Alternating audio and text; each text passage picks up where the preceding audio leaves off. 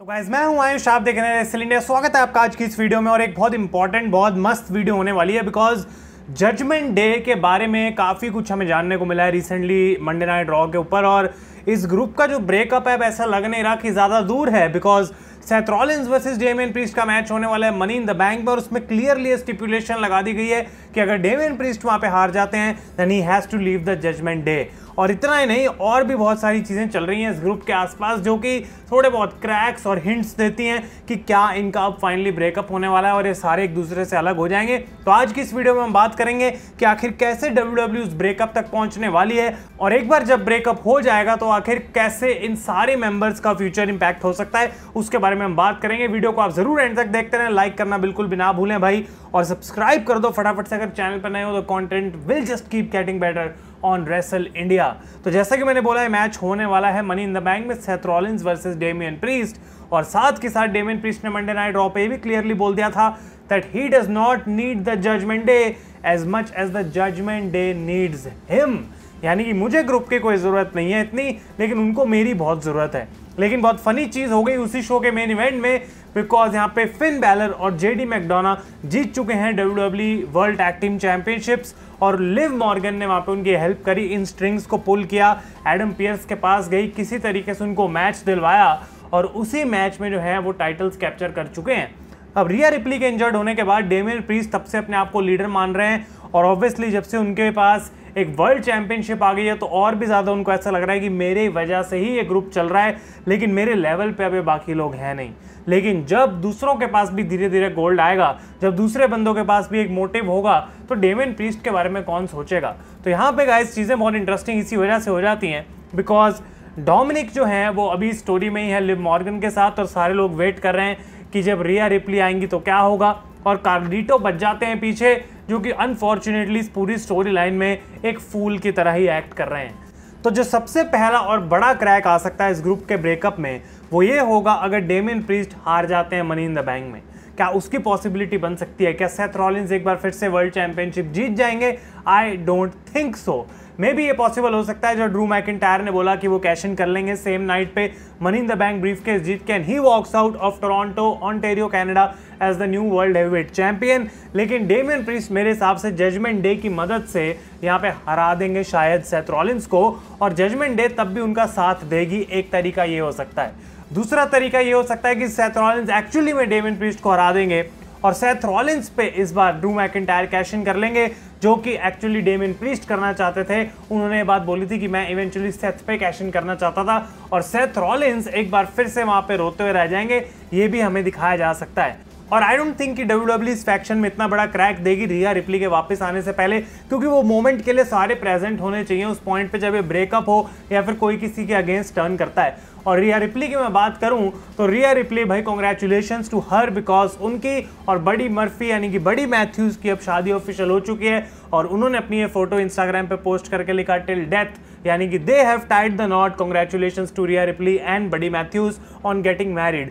और I think Rhea Ripley should be ready in time SummerSlam तक कि वो अपना रिटर्न कर लें। और अभी जिस हिसाब से स्टोरी लाइन चल रही है लिव मॉर्गन और डोमिनिक की, रिया जब वापस आएंगी तो क्लियरली डोमिनिक को एक साइड पिक करनी पड़ेगी। अब वहां पे दो इंटरेस्टिंग चीजें फिर से हो सकती हैं और काफी सारी स्टोरी लाइन पॉइंट्स यहाँ पे मैं बोलने वाला हूं, तो आप लोगों को आराम से सुनना पड़ेगा। लेकिन पहली जो स्टोरी लाइन पॉइंट हो सकता है वो ये कि ऑब्वियसली डोमिनिक रिया की साइड ले लें और लिव के साथ फ्यूड खत्म हो जाए and Rhea will become the champion again. लेकिन दूसरी चीज ये भी हो सकती है कि डोमिनिक अपने आप को इस ग्रुप से बाहर निकाल लें और हील साइड पे ही रहें। उसके बारे में हम बात करते हैं कुछ टाइम में, and he actually sides with Liv Morgan over मामी। तो जब मामी वापस आ जाएंगे और डेमियन प्रीस्ट भी वहां पे होंगे सेम जगह पे, अगर उनके पास चैंपियनशिप है या नहीं है वो फर्क नहीं पड़ता, इनके बीच में दोनों के बीच में अब फाइनली एक पावर स्ट्रगल हमें देखने को मिलेगी। बिकॉज पहले तो इतने टाइम से सिर्फ रिया रिप्ली ही सब कुछ कर रही थी, लेकिन अब डेमियन प्रीस्ट जब से रिया गायब है वो अपने आप को लीडर मान बैठे हैं। लेकिन तीसरा बंदा जो क्लियरली एक क्लाउन बन के घूम रहा था,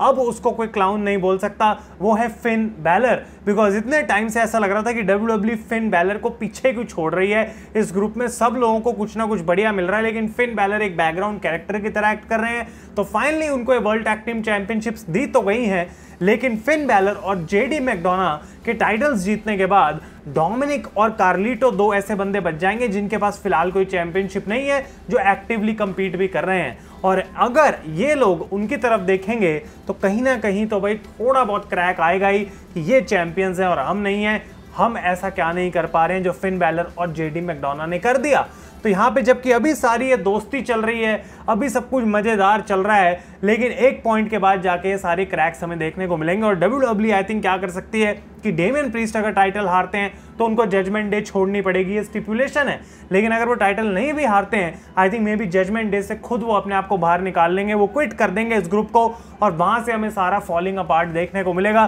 because Dominik Mysterio will side will Liv Morgan, अगर वो रिया रिप्ली के साथ भी रहते हैं, उस पर मैं अभी जस्ट आ रहा हूं, लेकिन ये हो सकता है। और उसके बाद फिन बैलर भी अपने आप को अलग कर लेंगे बिकॉज वो चीज यहाँ पे होगी। तो मुझे ऐसा लगता है कि ऐसा पॉइंट आ जाएगा जजमेंट डे के अंदर कि भाई कोई किसी को लीडर नहीं बनाना चाहेगा, कोई नहीं चाहेगा कि मुझे कोई ऑर्डर्स दे, और उस पॉइंट पे सारे लोग एक दूसरे के अगेंस्ट हो जाएंगे और धीरे धीरे करके टूटना चाहिए पूरा ग्रुप। तो एक क्वेश्चन यहाँ पे रेज होता है इतनी सारी बात करने के बाद कि क्या एक्चुअली में जजमेंट डे को ब्रेकअप होना भी चाहिए? क्या ये टू गुड फॉर टीवी हैं इस पॉइंट पे कि इनको अलग करके कोई फायदा ना हो? मेरा आंसर यहाँ पे रहेगा नो, बिकॉज इतने टाइम से जजमेंट डे का ग्रुप चल रहा है और सारी पॉसिबिलिटीज इसके अंदर हम देख चुके हैं कि एक दो मेन स्टोरीज के अलावा बाकी लोगों का उतना प्रोग्रेस नहीं हो पा रहा इस पूरी फैक्शन के अंदर, जैसे कि स्पेशली फिन बैलर। तो मुझे लगता है कि वो ब्रेकअप का टाइम आ चुका है, लेकिन वो ब्रेकअप धीरे धीरे होना चाहिए, एक ही नाइट में नहीं हो सकता है। पहले डेमियन प्रीस्ट इस ग्रुप से बाहर निकले, उसके बाद रिया रिप्ली बाहर निकल जाएं, डोमिनिक मिस्टीरियो, और फिर फिन बैलर भी अपने आप को वहां से अलग कर लेंगे। तो ऐसे ही देखने में मजा आएगा अगर धीरे धीरे कोलैप्स होता है, बिकॉज वो week on week story telling और टेलीविजन के लिए भी काफी ज्यादा बढ़िया हो सकता है। और final part of the video पे हम आते हैं जजमेंट डे के रिगार्डिंग कि सारे मेंबर्स के साथ इंडिविजुअली WWE क्या कर सकती है अगर ये ग्रुप हो जाता है ब्रेकअप। तो भाई पहली चीज ये है कि रिया रिप्ली को at this point judgement day की कोई जरूरत नहीं है, ना ही पहले कभी जजमेंट डे की जरूरत थी, बिकॉज रिया रिप्ली ने अपना जो है वो एक बहुत अच्छा वैल्यू बना लिया है मेन रोस्टर के ऊपर। और अगर वापस भी उनके पास चैंपियनशिप आएगी, वो खुद केपेबल हैं, बिना किसी फैक्शन के भी अच्छा वो परफॉर्म कर सकती हैं। और डोमिनिक की अगर मैं बात करूं ऑनेस्टली इतने टाइम के बाद, इसीलिए मैं बार बार लिव के साइड वाली आपको चीज बोल रहा हूं, बिकॉज इस पूरी स्टोरी लाइन में जबकि डोमिनिक मिस्टीरियो ये बोल रहे हैं कि वो लिव की साइड नहीं हो सकते, may be Finn Balor is the person जो कि लिव मॉर्गन के साथ है, और फिन बैलर वो बंदा है जो ये सारी चीजें कर रहा है। और इसी वजह से Finn Balor actually Liv Morgan के साथ थे, तभी उनको वो चैंपियनशिप भी जीतने का मौका मिला। तो डोमिनिक इस पॉइंट पे ना तो रिया के साथ ना लिव के साथ, आई थिंक अपने आप में इतनी हीट उनको मिल चुकी है that he can go on his own. लेकिन अगर WWE लिव या फिर रिया में से किसी एक के साथ उनको एज अ पेयर रखना भी चाहें, उसको किया जा सकता है, बिकॉज तब भी वो जजमेंट डे के बेसिकली बाहर आ जाएंगे। फिन बैलर की मैं बात करूं तो वो एक्चुअली भाई डंप कर देंगे जेडी मैकडोना को एक टाइम पे आके, बिकॉज उनको पता है कि मैं वे बेटर डिजर्व करता हूं, और वो अपनी इंडिविजुअल सेल्फ को वापस लेके आएंगे, और इस इंडिविजुअल सेल्फ का नाम है the demon Finn Balor. I don't care कि अगर वो कुछ टाइम बाद टैग टीम टाइटल्स हार भी जाएं, लेकिन Finn Balor has to become a good single superstar, top notch single superstar जो वर्ल्ड टाइटल्स के लिए दोबारा से कंपीट करे। और डेमियन प्रीस्ट जो करंटली उस वर्ल्ड टाइटल को होल्ड करते हैं, उन्होंने भी मेरे ओपिनियन में अपने आप को एस्टैब्लिश काफी जल्दी कर लिया है, बिकॉज जब वो चैंपियन बने थे सबको लग रहा था कुछ दिनों की बात है और डेमियन से टाइटल चला जाएगा, लेकिन उन्होंने दिखाया है कि एज द चैंपियन वो काफी स्ट्रॉन्ग अपनी पोजीशन बना के रख सकते हैं, और वो चीज वो कर पाएंगे विदाउट जजमेंट डे भी। बट उनको स्टोरी लाइन और कैरेक्टर थोड़ा और देना पड़ेगा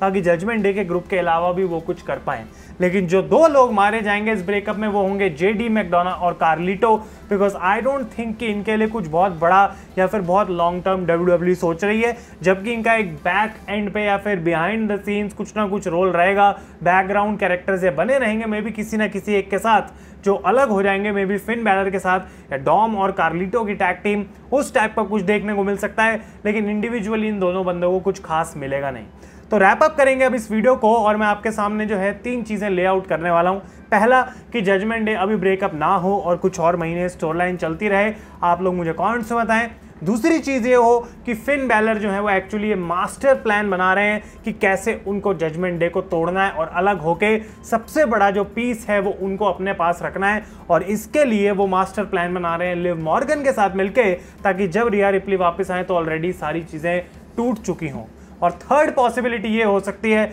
which is the obvious possibility कि डेमियन प्रीस्ट हार जाएं अपना title money in the bank में और स्टिपुलेशन के अकॉर्डिंग उनको जजमेंट डे को छोड़ के जाना पड़े और वहां से सारी जजमेंट डे एक एक करके खत्म हो जाएगी and this group will collapse. आप लोग अपने ओपिनियंस बताएं मुझे कमेंट्स में कि इन तीनों में से कौन सी ऐसी चीज है जो आपको लगता है थ्योरी सबसे ज्यादा ट्रू होने वाली है। गाइस अपने ओपिनियंस मुझे कमेंट्स में जरूर दें, वो मैं जानना चाहूंगा और वीडियो के और आइडियाज आप ड्रॉप कर सकते हैं नीचे कमेंट्स में। तब तक के लिए thank you so much for watching. मैं हूं आयुष और आप देख रहे हैं रेसल इंडिया।